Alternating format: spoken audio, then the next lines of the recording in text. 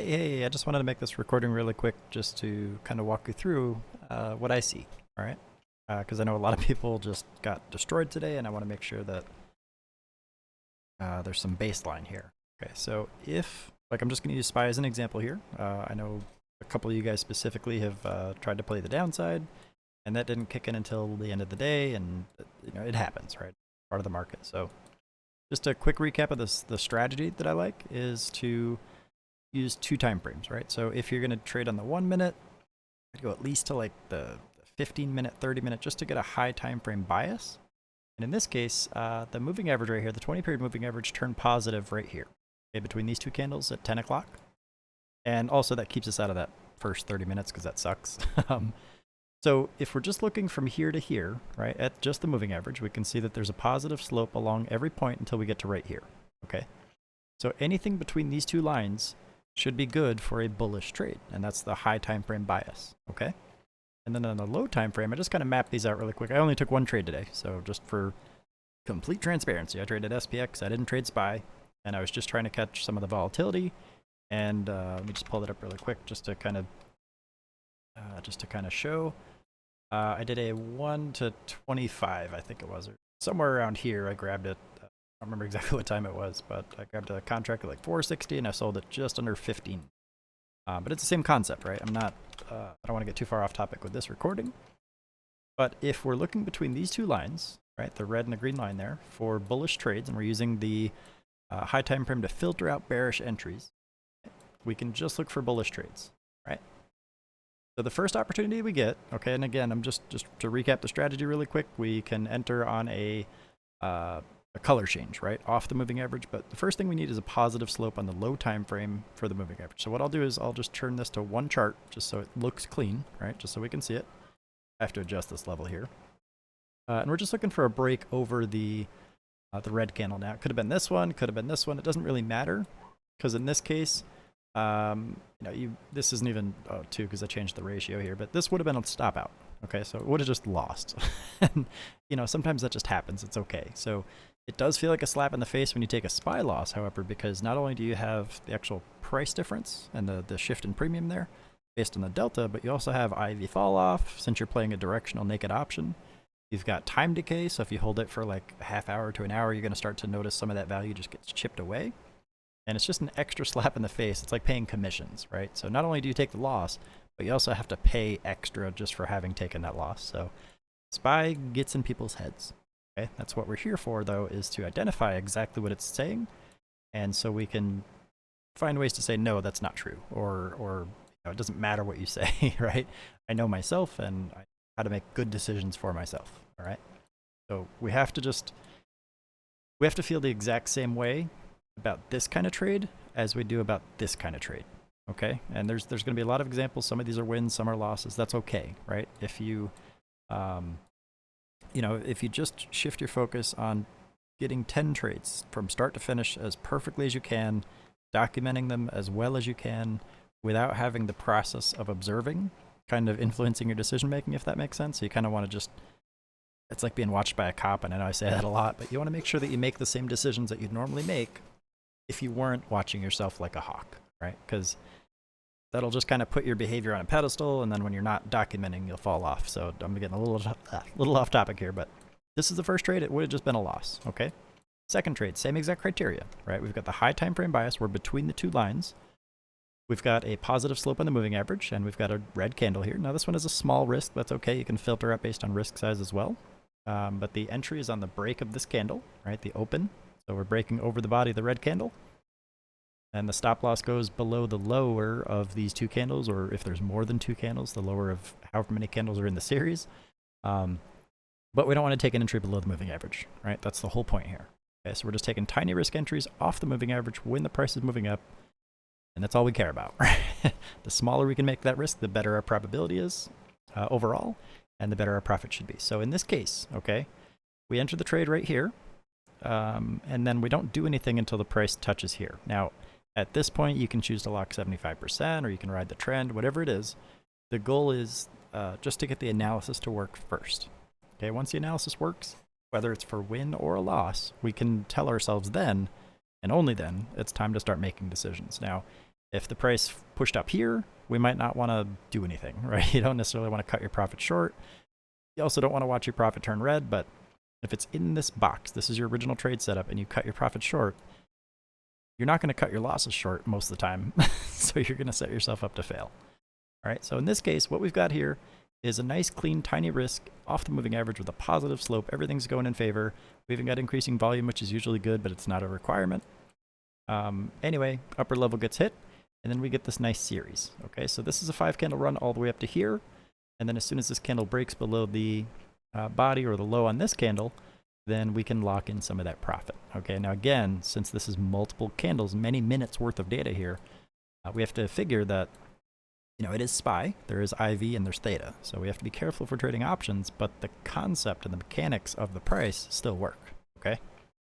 So this could have been an initial take profit, and then we get 2 candles here. This is where we move our stop loss up, right? So we've got a validated higher low right here, and then price breaks it right there. So we'd be all out of this trade, okay? So this started as a 1 to 2. I'm just going to move this line over here really quick. And the proportion there was a 1 to 3.72 roughly. Obviously, I might have moved that price a little bit when I shifted that, but that's the idea, right? We're just looking for a series of those, okay? Now you get a color change right here, but you don't have to trade this, right? There's a positive moving average slope. You get a color change on this guy, but there's a candle down here. So we don't need to trade anything that's got price action, substantial price action below the moving average if we want the price to just keep going up, right? And a lot of times we'll let these go and it'll just blast or whatever happens, right? We always tend to beat ourselves up once we see it. But if you just see this, this is not a confident setup because it's more likely just going to hug that moving average and we see weakness down here. There's no reason to take that trade. Okay, so that's at least one potential loss that you could avoid. And it's got a decent size risk, right? Because we're using this level here down to this. Okay, so we can avoid that just by filtering it out, right? We just want good high quality setups. All right, so if I follow this, you can see most of these candles are below the moving average, so there's really nothing here for us. Then the slope turns negative. Okay, so at this point, we filter out all these trades. There's no reason for us to even look at candles till the positive moving average returns. Okay, and what that does is it allows us to avoid all this drawdown here. So we don't have to buy here, and then it's down here, and we're 80% down, and we're struggling and trying to figure out what's going on. We also don't need to take bearish plays if the higher time frame has bullish bias. So you certainly could have grabbed you know, like this guy right here. You could have grabbed a put right there off that engulf or maybe off this guy right here. And yeah, you would have made some bank, but you're counter trend at that point. So there's no reason to take that risk unnecessarily. So let's go ahead and look and, you know, we get a flat moving average here and then we get a positive slope on these guys. Okay, so let me just move this down just a little bit. And, you know, you can see it's the same concept, right? We're just waiting for a positive slope. So if you look right here, okay, 522.40. Up to 523.62. That's a positive slope right there. Or sorry, I lied. 523.59 up to 523.62. So it's a positive slope. This is your risk range, 1 to 2 disproportionate take profit. And then you get another bullish impulse and it ends right here, but we're still in the box. Okay, so we don't have to do anything until this price gets hit. And then, yeah, we can move the level up here if we want to. Or we can look for a higher validated low, which we get right here. Okay, then we get another higher validated low right here. And then we extend that out. We get another 5-candle run right here. We can choose to lock some profits on that. I'm sorry, that's a 4-candle. I lied. There's not 5 candles there, so no action taken. Either way, we failed the moving average. We come down and we hit the stop loss, and we would have gotten out. So you could have locked some profits here if you wanted to, if you had anything left. But overall, that's still a pretty decent trade for SPY. Okay. And then, right, we get the same opportunity right here. So positive slope. We get a decent size risk. We get a color change, and this one, again, just happens to pop, okay? We don't control whether or not the stock goes up or down. We only control if we're in it or not, okay? And with SPY, when you're not in it and it blasts, it can feel like a slap in the face. When you're in it and it doesn't blast or it blasts the wrong way, that's 2 slaps in the face, right? It just doesn't feel good. So if SPY is going to mess with your head, that's something you can cut out of your trading. It's like a gotta kind of go into recovery almost a little bit, right? Same concepts apply, okay? But in this case, right, nothing happens until we leave this box, okay, up or down. And we happen to leave to the upside, and then we get a 5-candle run, which ends right up here. So we can lock some profit there, or we can lock some profit on any of these candles. Doesn't really matter. Then we get a higher validated low right here. As soon as these guys close, that validates that, so we move our stop loss up. And then we get another one right here, this guy, because these two candles and these two candles are higher. And then we get a invalidation right here. So it closes right there. Or here, obviously, if you were still in it. But that's the first one, right? And then we get a negative slope on the moving average, and then the positive slope returns, and we get a slightly bigger risk here, right? So we're trading this color change, and I'm also zoomed in really, really far. This is 37 cents. I like 50 cents or less on SPY personally. You can see it's a stop loss, right? So again, we don't know what's going to happen. We can't predict that. We can't control that. At that point, yes, you are a victim of circumstance. Like, you don't know where the price is going to go. All we can do is make sure we have disproportionate risk-reward exposure on healthy, high-quality risks, and that we are mechanical, right? That's all you can do. It's never about being right. It's never about being good at charting. You know, you don't have to be a master analyst and all that good stuff. You just got to have some common sense rules in place, and then you have to execute consistently. Like this right here is a flat moving average. The moving average is the same, so it violates the plan. There's no reason to take this, because if you're going to take this, you have to go back and look at all the other ones that you would have taken if you just broke the plan in that same spot. But this one doesn't have a positive slope, therefore I filter it out, right? Even though it blasted, right? You got a nice clean 5 candle run there, easily 1-to-2 ratio, so you would have locked some profits on that before it sold off. But it didn't follow the plan mechanically, so there's no entry on that, okay? I hope that makes sense, because it's really, really, really just about your mindset and your ability to execute consistently and mechanically. And when you're starting, it's going to feel like a kick in the pants trying to get it to be profitable. And a good chunk of that is because the market does what it does, right? Not every trade's going to be a winner, okay? But what we can do is we can filter, we can bias things in the direction we want them to and increase our probability, but there are no guarantees, okay? So in this case, we get another one. So positive slope, small red risk. We get an entry on the color change, disproportionate take profit. We get a higher validated low right here, right below break even, and then it sells off drastically towards the end of the day, or towards the into power hour, right? Then we got a pullback. Okay, so it came back up, and we, you've got an entry potential right here, right? You got positive slope. You've got a candle here that touches the MA. You got a series right here, and it does break over right here, and the risk is kind of small, so we can take a look at it at 76 cents. So I would filter it out. Right? There's no reason for me to be in that, because if my risk tolerance is 50 cents worth of price action or smaller, that violates it. Okay. And then let me see what okay, yeah. So the trend didn't actually change until the end of the day. So in this case, there's really just nothing you can do other than maybe this guy, right? So we can measure this, right? So 42 cents. So you would have taken, or I would have taken this one, and this would have been the take profit right there, and stop loss down there. I would have just stopped out, right?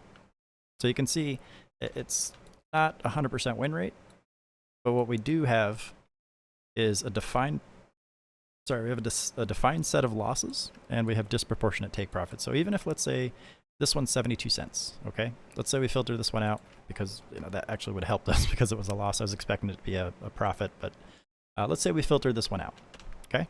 Because it doesn't fit our 50-cent rule. So let's go back and apply that. That's 39 cents. That fits. That's 61 cents. Doesn't fit. Okay, I'm going to erase all these lines. That's 24 cents. It fits. That's 37 cents. It fits. And that is 23 cents. It fits. Okay? So ultimately, if we're just trading bullish stuff because of the higher time frame, we've got one winning trade. We've got two winning trades. We've got two winning trades and one losing trade. Three winning trades and one losing trade.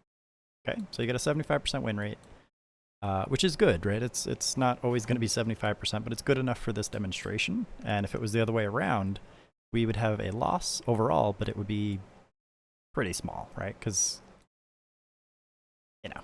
like this is going to be pretty huge on SPY, all right? Because that's all we have to do is just follow the price up and lock our stuff down. This should be nice and tight. If this is causing you to, lose 80%, that's either you're trading some weird contract, or you're going after cheapies and getting hurt, or there's some other element that we can optimize. Okay, but we can't optimize things unless we know what the data says. Okay, so I'm not trying to blame anybody. I'm not picking on anybody. I'm not, oh, you should follow your plan, because I hate hearing that.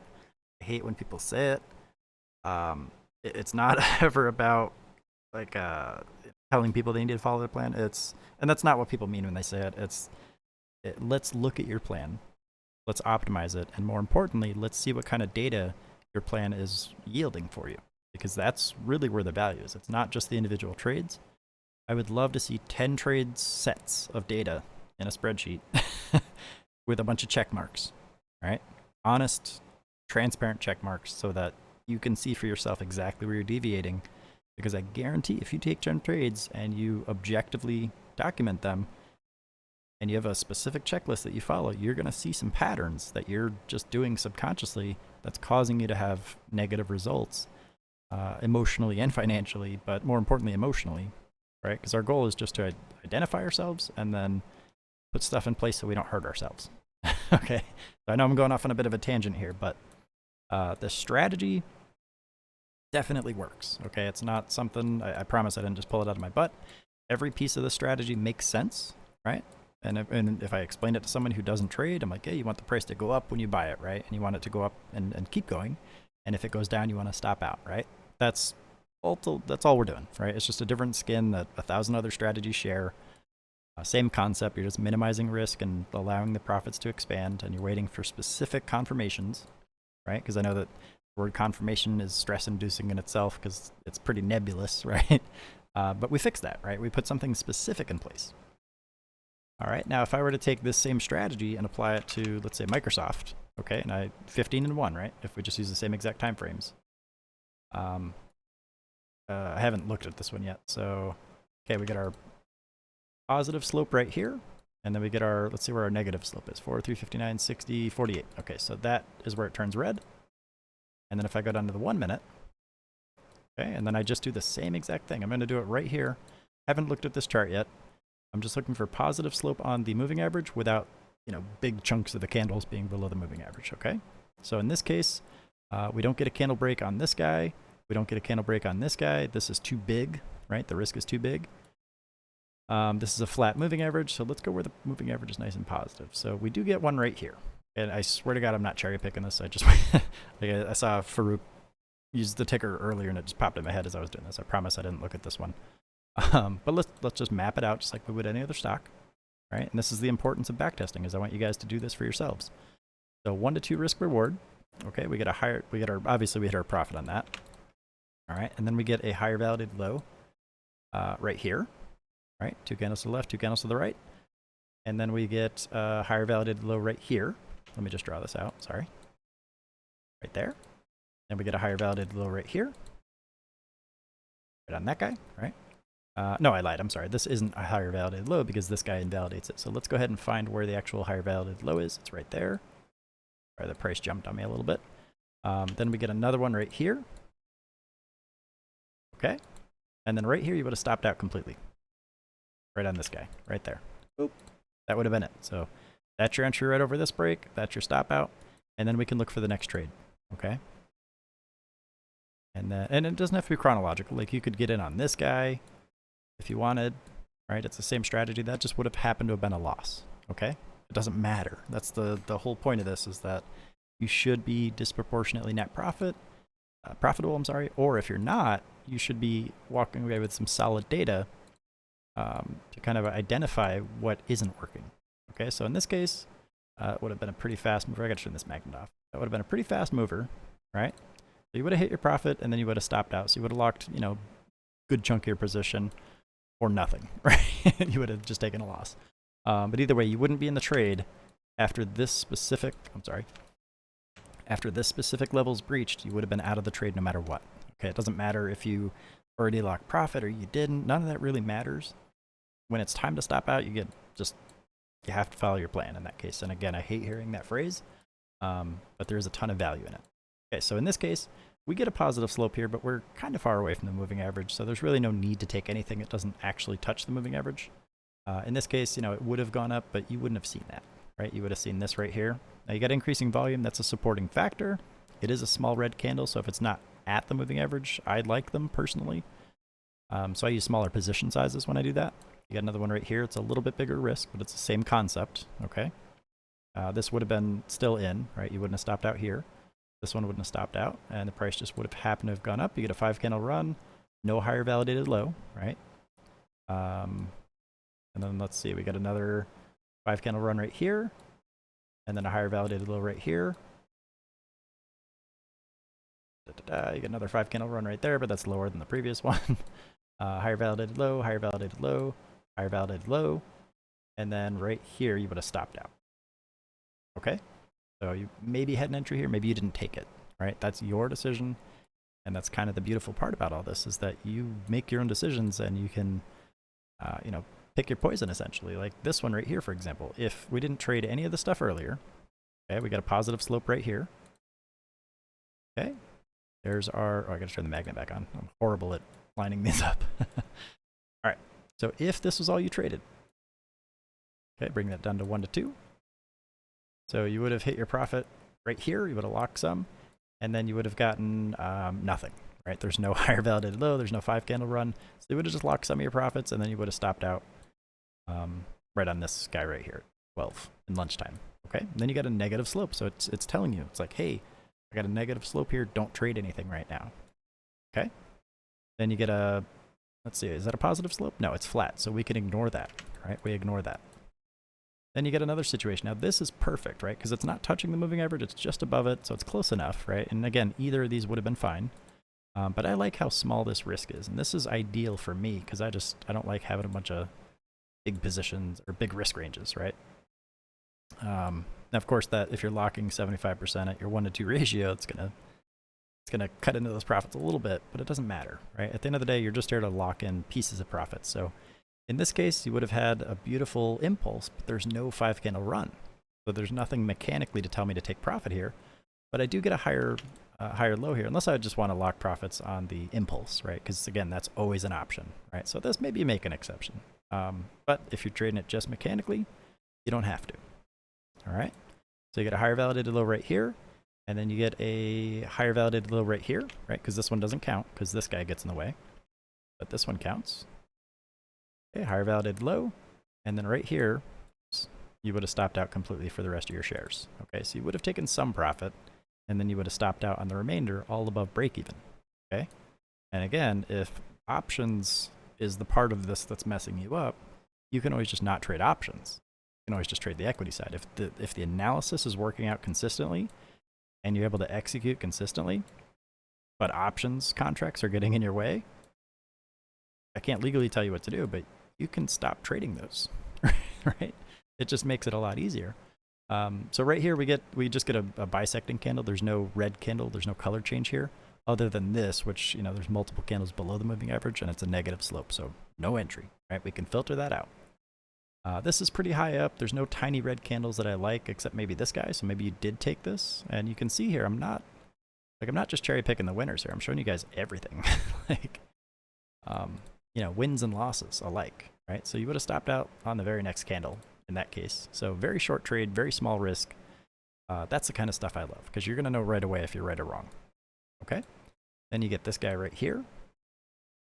Okay? And your stop loss goes there. You get a 1 to 2 ratio. Okay, that would have locked some profits, and then you would have stopped out right there. Okay, so again, it's not me trying to show you guys how kick-ass the strategy is, because you can see stop losses are getting hit left and right. But what's important here is that we're locking profits appropriately and then stopping out, and our profits are disproportionately larger. So in this case, you get a color change here. It's maybe it's sizable. Maybe you take it, maybe you don't, right? I don't know what your personal risk tolerance is. That's 28 cents. I'd take that. Why not? Do a 1 to 2. Either way, you stop out, and that's okay, right? It's a 0.07% loss as far as equity goes, right? And then the price just kind of hangs out below the moving average. Moving average gets a negative slope. Then it turns positive here, but you don't get a color change except for right here, but you get this big wick in the way. Maybe you don't take that one. Then you get kind of a flat, you get a flat moving average right there, and it just kind of sells off, and then we hit that red zone where the 15-minute turned bearish on the MA, right? So it developed a negative slope right there. So there's no more trade to be had. Okay. Let's grab, I'll just do one more really quick. I know this is kind of it's an abrupt episode here, but I just kind of want to show you guys If you're seeing a day like today, right, which is a big bright green flash of profits during a bloodbath week, right? Like yesterday was horrible for a lot of people. Here's a good mixed day.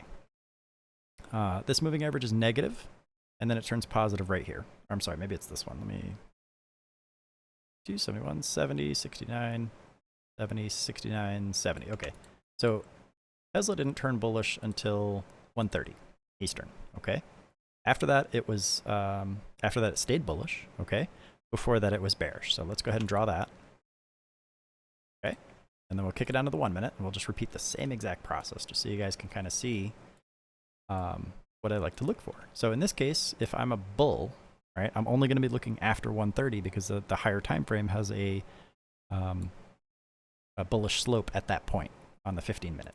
Okay, so then if I were to consider this, right, now this is pretty high up. It's a little bit high up off the moving average, but I kind of like it, right? So it's up to me to determine whether that risk is too big for me. It's a 15-cent risk, so I'm okay with it. There's the 1 to 2, right? So you would have locked your profits. I'll just expand this over here. You would have locked your profits, and then you don't really get anything other than this higher validated low right here. So I'm just going to draw a line, and I'll move that in place, okay? So that's when I move my stop loss up. After the price breaks out of this box, then I look to move that stop loss, personally. So at this point, you would have stopped out right there above your, well, just below your break even, and you'd be done. Okay, so then we look for the next positive slope on the moving average with a nice small risk. So this one is pretty sizable. You know, you get a 35-cent. Maybe you take it, maybe you don't. Let's just draw it anyway. All right? Because again, it's not about me picking stuff and being right. It's just showing you guys how each of these things kind of works out. Let me just, there we go. As how it all works as a set, right? Because remember, it's all about collecting sets of data. Then you can optimize. Right? Once you figure out what's going wrong, then you can put stuff in place to make it go right. So this would have been a stop out. That's okay. Maybe we take the next one.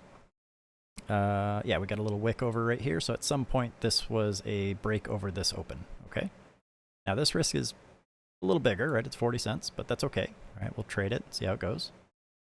We'll simulate the trade, I should say, because this is all back tested at this point. I didn't actually trade Tesla today.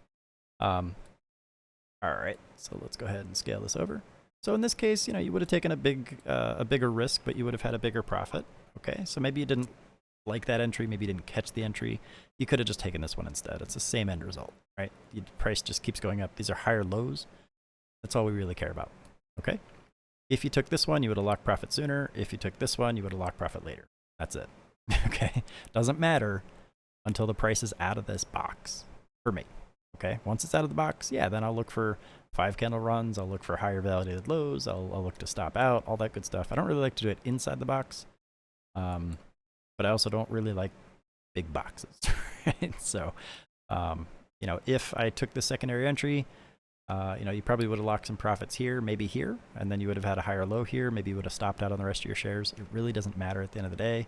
There's no best answer here. It's just whichever one you can do most consistently. But you can see, like right here is a perfect opportunity. Okay, it's much smaller than this guy, and it still has the same end result. You've got your stop loss would have been right here, and you got a higher validated low right here. Ultimately, these all stop out when the price shoots down like that really fast. That's okay, right? You get another one right here. It's got kind of a big wick, right? So maybe this was a loss, you know, and then the price obviously went below the moving average. Doesn't really matter at the end of the day. You know, there's no color break here. Now we're above the moving average a little bit, so I want to look just for those tiny risks. So in this case, that's one I would probably look at because it's not too big. This one is definitely one I'd trade, even though it's a loss, right? Because this is super tiny. It just would have happened to have been a loss. And let's see here, we get another opportunity right here. Let me just draw this out. You guys can visualize these, right? Hopefully. But let's go ahead and draw this one out just for the sake of consistency here. And you would have just stopped out, right? So a 34-cent risk, you would have stopped out. No harm, no foul. Maybe you lose a little bit of cash. Maybe you paper trade these, right? Until you can get consistency and document them. So in this case, you would have just had some stop outs, and then maybe you had this entry right here if you're feeling froggy. Let's go ahead and draw that. Okay, that's a 44-cent risk. That's a little bigger than the other guys, but you know, for the sake of consistency here, it would have been another stop out. Okay. And then, actually, where's the... Oh, I think we're still bullish on the 15. Yeah, okay, so we're still bullish on the 15. All right, so let's add them up, right? And this is the cool part, is you can know for a fact that all your losses will be the same size or smaller if you set a max risk tolerance, okay? You know that all your entries will be the same criteria, and they all have the same biases. We can't control world events, we can't control market impact and hedges, you know, we can't look over their shoulder and see when they're hitting their buttons. All we can do is control the size of our risk and the probability of success, okay? And those factors that go into it are what helps, but they're never a guarantee, okay? So this one you would have hit first target and then stopped out, okay? This one you would have... Oh, sorry, you would have stopped out right here. It took my brain a second. Yeah, you would have just stopped out right there. This one, you would have had a much bigger win in that case. You got a 79-cent win right there. If you took the other entry, you would have a smaller win, but it's the same end result. Move your stops up. You would have moved your stop up right here and then stopped out completely with the remainder of your shares, and then that's it. You wouldn't have had anything else until over here, towards the end of day. This one you would have stopped out, this one you would have stopped out. Okay? So the goal, again, isn't to have every single trade be a winner. It's to make your wins count for more than your losses, okay? So if we're looking at the bearish state here, we don't really have anything that we can trade other than maybe this guy, but that's a pretty sizable risk, right? Because again, we're just looking upside down here. It's the same concept. We're trading on a break of the white candles, in this case, the bullish candles. We're putting our buy stop order, which is the bearish version of a stop loss, right? We're just putting that above the higher of either of these two candles, and we're trading a ratio of 1 to 2 or higher, right?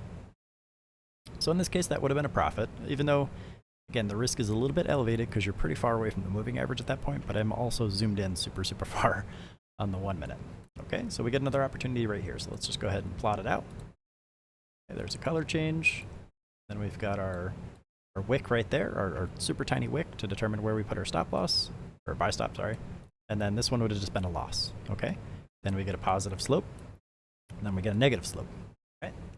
So here we've got another example. Draw that. Put our wick right there. 1 to 2, roughly. And I know this video is taking a little while, but I just really want to show you guys that it's not you, right? It's not your luck. It's not your your inability to choose winning stocks. It's not anything to do with you as a person. It's just maybe little tweaks to your analysis, and just putting a process in place that'll allow you to identify those, right? That's all it is. That's all it has to be. So in this case, we had our entry opportunity on the break of this candle to the downside. Nothing happens till this gets hit or this gets hit, all right? And then we get a 5 candle run, of course, and then we can lock some profits here. And then we get a lower validated high right here, which stops out right there on the way back up. Okay, so we're switching to upside down mode here. All right. So right here we get a bearish slope and we get a color change, okay? So let's go ahead and look for an entry off of that. We put our buy stop right there. We set a 1 to 2. That would have maybe hit stop loss first, maybe hit target. We don't know, right? But either way, we're out of it before it shoots all the way up here, okay? So if we took a put on that, it would have been a pretty tight one. And that's all we care about. We get another opportunity right here, right? Remember, negative slope. Oh, it's a flat slope. We can filter that one out, right? That's the beauty. We don't really care. We just filter stuff out that doesn't fit. We're kind of far away here, but maybe we get some opportunities. Maybe we don't. I don't really like any of these because they're not quite as small as I like. I like this stuff. This is what I like. So maybe this one, as it was forming, might have been an entry, and then he might have stopped out nice and tight. But we can't look at that data historically, unfortunately. So we'll consider that either passed or as a loss, right? You just can't claim a profit on that. And the price just shoots up drastically, and there's nothing we can do about that. And then we eventually have this little shoot down right here, okay? So negative slope doesn't kick in until right here, at which point we don't really get an entry except for right here, okay? So this is a nice clean entry. Okay, there's your risk, and then we do a 1 to 2. Boom. Easy win, right? Now, it's not going to be a huge win because you're only, it's 0.09% to 0.17%. So again, if you're trading options, if the analysis is working out, but the options are messing you up, that's something you can eliminate, right? The only reason people trade naked options in most cases is out of greed because the equity profits aren't enough. But when you realize you're taking 20, 30, 40, 60% losses when the analysis was correct and the price hit your targets and you could have scaled out methodically with equity.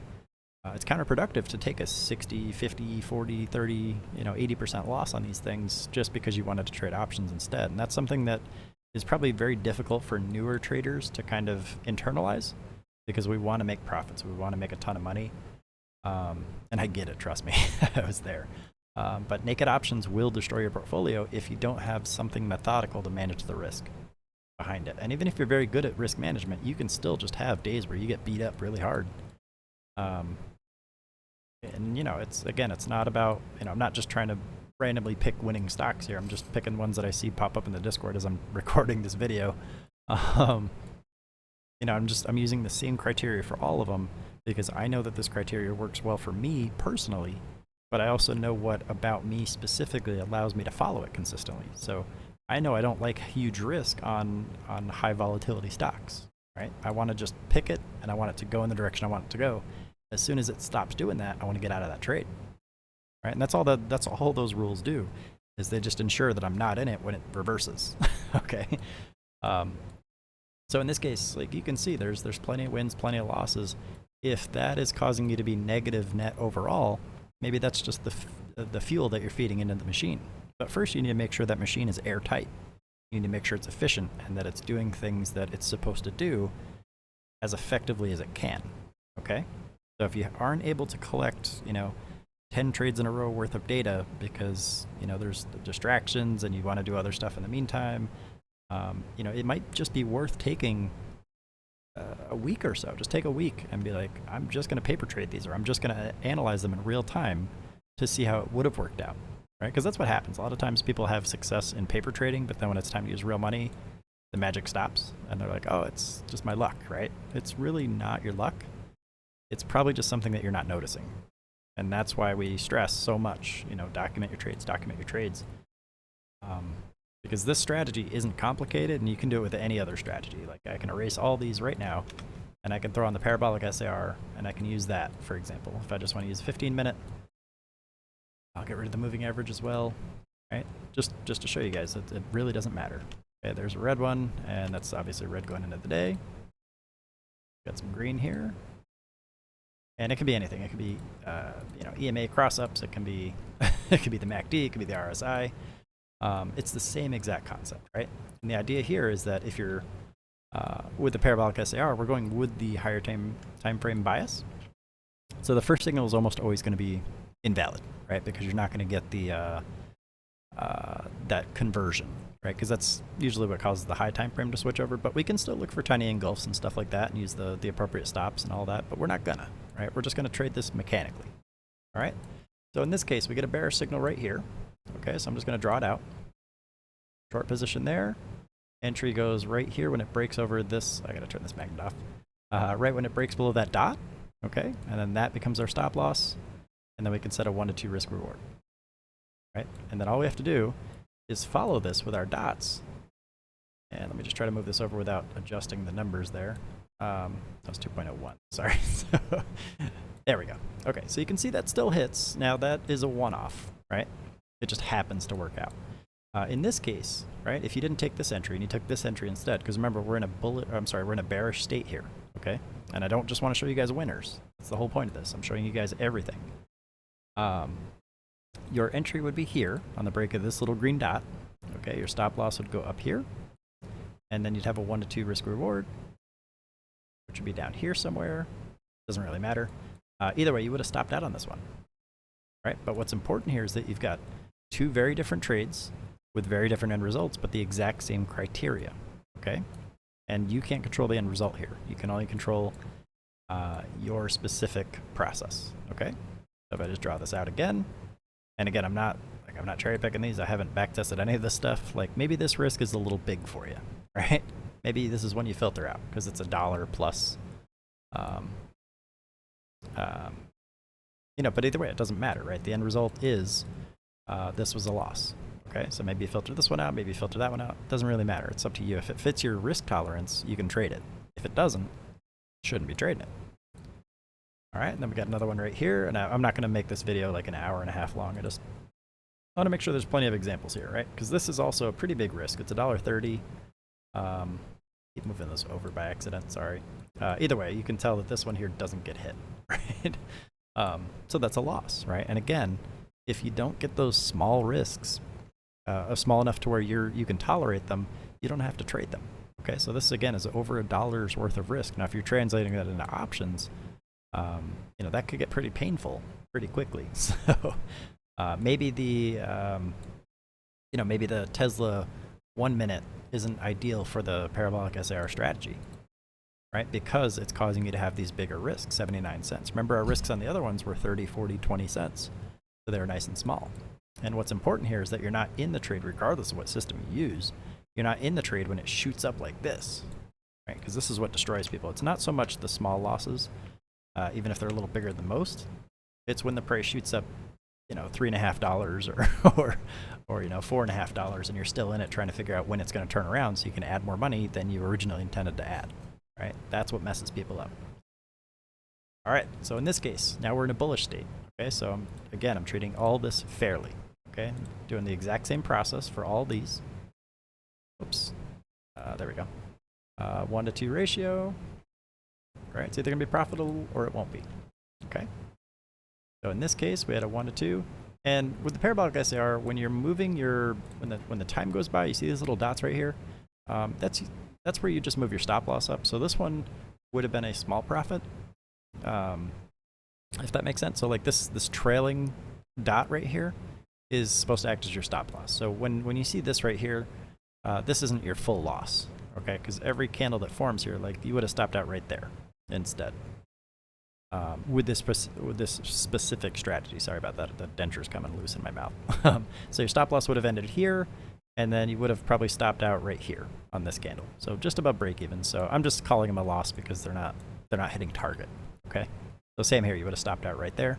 So realistically, these losses get super, super small if you just follow the I guess that's I can't really visualize that one without moving the line there.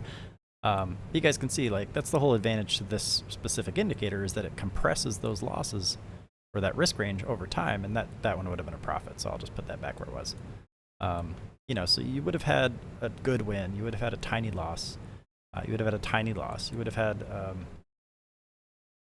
a small profit in this one, right? Because you would have stopped out there above your break even. This one here, you would have had a small loss. It compresses to right here, and then you wouldn't have been in for any of that. And then right here, you would have had, you know, you could have either followed the stop loss, and same to the downside, right? You could either follow the stop loss, or, you know, you can incorporate any other strategy there. You can move your stops up for, you know, higher validated lows. Maybe you're just a purist that just wants the targets to be hit. I personally just like to use the dots because, again, I want that momentum. I don't want to deal with the stock pulling back down. So in this case, you would have just taken your small profit there, right? And then you get another trade right here. Let me just move this back over here. That would have been the trade right there. Right there, okay? And then let's do the next setup here. Entries here on the break of the previous red dot. There's your stop loss, 1 to 2. Okay, so there would have been your take profit. Now that it's out of this box, though, then you can use that dot again. And that's where you would have taken your last profit on that guy, okay? And then you get one here. Let's go ahead and draw it out. Right on the break of that red or the red dot, okay? So this one would have stopped out. Right there. I'm not going to draw the 1 to 2 because this video is getting pretty long. And then you get an entry right here. Now, again, this is a scenario where you can filter out that risk because it's pretty big, right? But the beautiful part about this indicator is it makes that risk nice and small. And realistically, you would have had a small profit on that, right? Even though it starts off with a 79-cent risk, it would have been a small profit at the very end, okay? So the parabolic SAR is a different indicator, different video, different strategy, but the concept is the same. We're just finding ways to minimize those risks. So in this case, you would have stopped out right here. So your risk went from all the way down here, 77 cents, all the way up to 8 cents, right? The take profit stays the same, though, all right? You're just finding different ways to minimize that risk. And then you get another one right here, right? And eventually you're going to have one that just goes positive, right? And that's the name of the game here, right? You're just looking for the probability to carry you through. And then for you, Your job is to manage risk. So in this case, you had another small win right here. Okay, the profit would have gone to, the stop loss would have gone up to here, and then you would have stopped out right there. Okay, and then let's draw 2 more. So you can see these aren't like huge profits on this particular combination here. Doesn't mean the strategy is bad. It just means that it doesn't fit the Tesla 1-minute chart, and that's okay, right? So again, you would have had a small loss right here, and 1 more, and then I'm going to end the video. I promise. You guys will be released. I'm not going to extend this up to 1 to 2, but you guys can see that your risk went from 55 cents up to, or I'm sorry, down to 47 cents in this case. Okay, and then you would have entered bearish territory. And you just repeat the same process. Like you would have had an entry here. No, I'm sorry. You would have had an entry here, stop loss here. The risk would have ended there, small stop. You would have had an entry here. Pretty sizable stop on that one, right? Because your entry is right around here, and then your stop loss is here. So not the best trade, but this one here kind of makes up for it, right? If we draw this, and then we extend this up, okay? And then we extend this all the way to the downside for a 1 to 2, which you're not going to hit, right? But ultimately what would have happened is the end of day would have came, and then you would have basically just hit break even, unless you held it overnight, which I'm not doing. But either way, you know, long story short, it's 46 minutes later. I just want to demonstrate that if you can do this consistently, and you can identify areas where your risks are super, super small, you're probably going to have a much better time in the market than you're currently having. And again, I hate it when people say, like, I hate it when people put it on the person, right? It's not ever about that. I don't want anyone to feel like they have to do better and all that good stuff, because that doesn't help you. So if I do like 8:13:34, right? When I say trade your plan, it just means that make sure that you're doing things consistently, and more importantly, make sure that you're collecting data, because that, like, your plan is only as good as what it provides, okay? And I'll stop rambling in a minute here, I promise. But if you have a solid plan and you're struggling with the execution of it, or you're struggling with maybe options are kicking your butt, or maybe the entries are tough, right? You can't always follow them in real time. Or maybe you're too impulsive and you just kind of jump into things expecting it to push or expecting it to pull ahead of time. You know, those are things that you can identify, and you can't identify them if you're not consistent with your trading plan. And like, here's a perfect example right here. If we're using the 8:13:34 EMA cross-up strategy, that literally just says, you know, wait until they're stacked bullish. So you want the green one on top, yellow one in the middle, red on bottom. And as soon as those conditions are true, you can look for an entry. So in this case, we've got right here, okay? And then you can just wait until they cross back down, or you can use the lower moving average as a stop loss. You would have just stopped out right there. No biggie. It happens, right? But what we're doing here is we're waiting for things to tell us when not to trade. So there's another example, okay? And you would have just stopped out right there, right? No harm, no foul. It's easy. And then you get another entry right here, or maybe here, right? And you would have stopped out. You can also take some profit up here, right? You got options for that. You've got plenty of strategies we can use. But ultimately, all we're doing is we're forcing ourselves to be patient. So right here, that's true, or maybe this one over here is true. And maybe you stop out here, maybe you don't, right? Maybe you wait till it's a cross down. But either way, whatever your strategy is, it would have been invalidated for sure up here, and you would have been out, right? As soon as that has that inverse, as soon as the yellow one, the yellow and the red are no longer stacked bullish, that would have been the exit condition right there, right? And you can do that any number of ways, right? EMA cross-up strategies are a dime a dozen. I like this one as long as I use the cross-up and cross-down as my entry and exit. But you can see it's just for a reason, right? Like down here, right? Beautiful, beautiful entry. It's nice and tight, super small risk, and you get a huge return out of that, okay? It's not about trying to force things in conditions like this, right, where things are choppy and sideways. This is not something you can trade unless you're trading something specifically for this type of setup, like the engulf strategy. So if you trade, if I trade that, for example, okay, my stop loss will be right here. And then if I expand that same strategy over to here, because I stop out, right, this then becomes the strategy. And the only way that's going to matter is if the stop loss, where I'm putting the stop loss, is getting lower and lower and lower every time I take a trade, because eventually it'll go back up. But that eventually can take a while. So that's why we don't just use parts of strategies. Okay. So hopefully this video helped. I know it's kind of out of nowhere, and I know that Obviously, it's a big green day, so a lot of you guys made profits, but I want to also stress the importance of not being euphoric in the market. And as I was saying in the chat, the Rags to Riches team chat, that I wish I could just take my brain and download it into your guys' brains so that you can see kind of what it feels like to feel the exact same on a blood red day and a bright green day. They should feel the same emotionally, and I hate seeing people struggle or have different perspectives on different days, because that's exactly what the market relies on. The institutions literally hire computer scientists and neuroscientists and psychologists, and they know exactly what to do to make you want to respond, okay? So we can get around that by using something that doesn't have feeling, or finding ways to work around our own feelings, because that's where impulse and rash decisions come in. And that's not good for anybody. So the market's literally designed to take your money from you. And the only way that you're going to kind of break out of that cycle is if you can find what specific triggers there are that cause specific types of reactions and circumvent that whole process. And the way you do that is a mechanical checklist and consistent, responsible position sizing and using what works for you as a foundation, right? If you can't make money in the market, but you're guaranteed to make money in a savings account, it makes sense to put most of your money in a savings account until you figure out the market.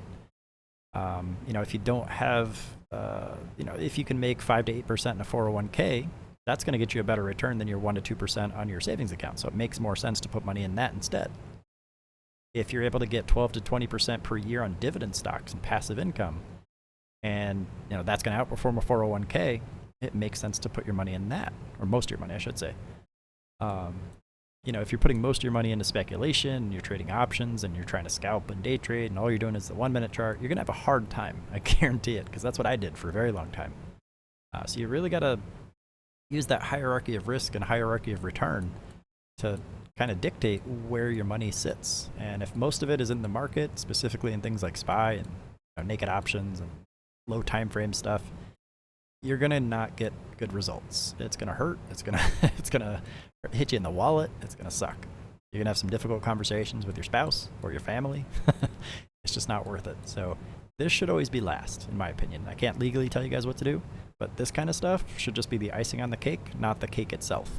And if you're on a smaller portfolio, it's gonna be much more tempting to want this to be the main focus, because you're gonna want to build that portfolio up really, really fast.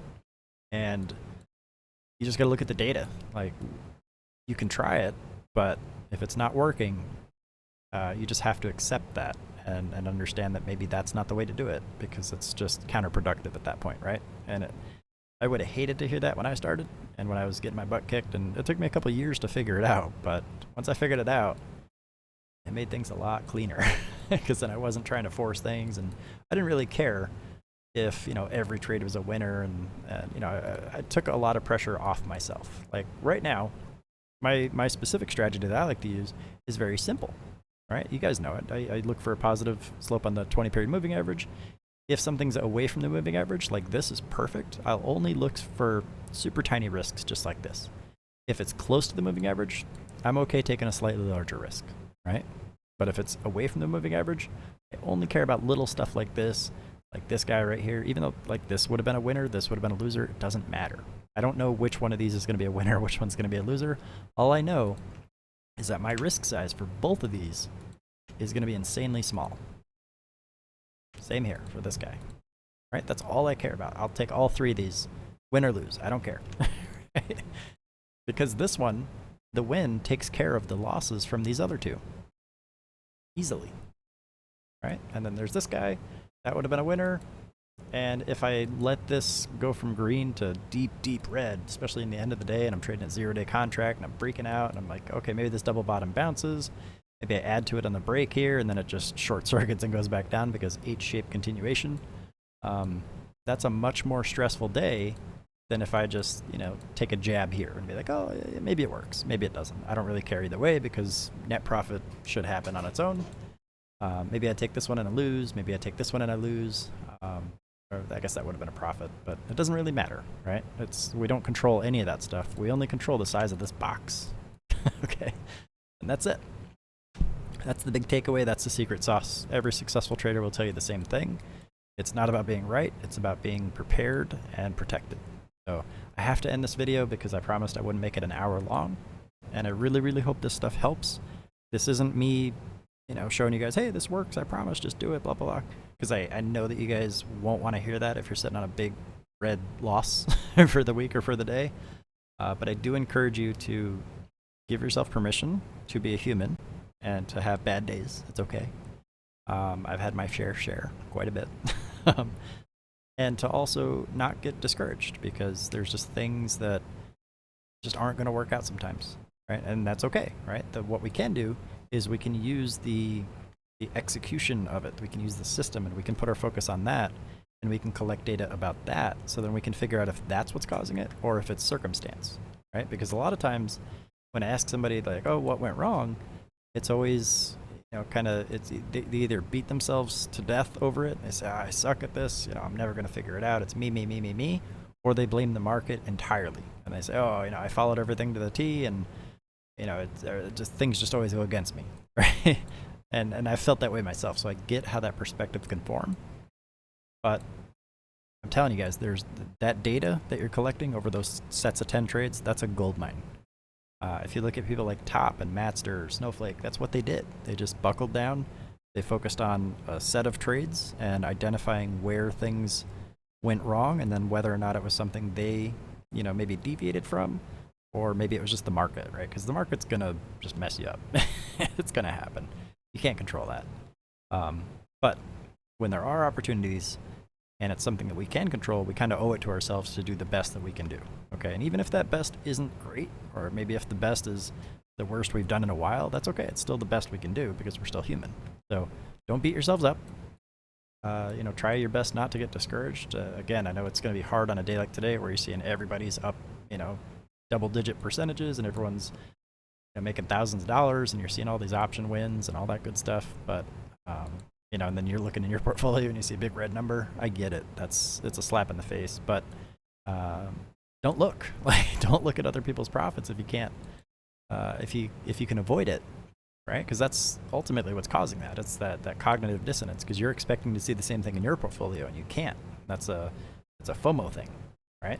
So to get around that, we can do our best to not look at other people's profits and to just focus on what caused the redness in our portfolios. And again, if you're just trading like 0-day contracts and things are going against you, or like I said, if the price analysis is working, right? Like if this chart analysis is working out more often than not, and you're still losing, that's probably just because you're trading options, and that's a whole different ballgame. So that again is something that you can control, but you're not going to know that unless you look at the data and you collect data with integrity, right? And that just boils back to my first point about not kind of letting the process of you observing yourself interfere with your decision making, because we want you to get the most honest feedback possible. So with that said, I'm going to end this video here. Please reach out to me, guys, if you have struggles. I know a lot of you guys who are watching this are already following the Rags to Riches stuff. But if you're new to the market, if you're struggling, even if you've been in the market for 6 years, I don't care. You're still allowed to be new. It's okay. Because everyone just kind of has their own unique aha moments in their own time. So if that's you and you're kind of struggling, reach out. We got a whole team of people that are willing to help you out. I figured this stuff out, but sometimes it's not always the easiest thing to articulate. So maybe asking questions just helps me rephrase things in a way that someone else might need to hear. That's happened quite a bit. Just keep showing up, and if you're having trouble with the money side of it, paper trade. Again, I can't legally tell you what to do, but whatever is not working for you, you can cut out for a little bit, right? If you're not making money because you got that pressure of just trying to make things work, you can always paper trade. Paper trade, if you're trading options and options are kicking your butt, cut them out. That money can just as easily go into just the equity side and still make more than negative numbers, right? Or if the negative numbers do happen, they'll be smaller, okay, at the very least. And then you've got, dividends, passive income. That's a nice, solid, easy foundation that you don't have to manage. You can spend more of your time looking at, backtesting and paper trading and putting in the work rather than trying to make trades work and staring at them all day and getting stressed out. So paper trading is nice to take the pressure off. You've got passive income. If you haven't figured out the dividends passive income side of it or the covered options or any of that stuff yet, that's okay. You can always put your money into a 401k or a savings account that's got some guaranteed something. Obviously, there's no guarantees in any financial instrument, but if a broker wants to give you 5% cash back on settled cash, why are we putting 90% of that cash into SPY day trades? Right? And are you getting 5% or more overall? If the answer is no, that's a piece of data that you can use to help you make better decisions for your portfolio, right? And you can always paper trade those same contracts. You just don't have to put your real money at risk. So you're just getting paid to not trade at that point, as opposed to getting stressed out, trying to force things and losing money, right? So you just got to show up to practice. And then, you show up for enough practices, you figure it out, then you can jump on the field when it's game time, right? But either way, you got to make sure that you know what you're doing, you got your padding on, and you got a plan for everything in case you need to run back off that field, all right? So I'm going to end this here. It's over an hour, and I'm done. I'm done lecturing. Hopefully you guys don't feel too bad or too good for today. I don't want anyone to be like super, super excited or euphoric, because tomorrow you're going to get those profits back. And I don't want to see that happen. So again, the goal here is to be baseline from day to day, no matter what the market brings. This should always come last in life. It shouldn't be the make or break for you paying your mortgage. Again, I legally can't tell you what to do, but I've seen some horror stories, and I really don't want to see any of you guys get hurt, especially while you're trying to figure this stuff out. So I'll stop rambling, I promise. Please just reach out to me, and I'll see you guys next time. Thank you all. Have a good day.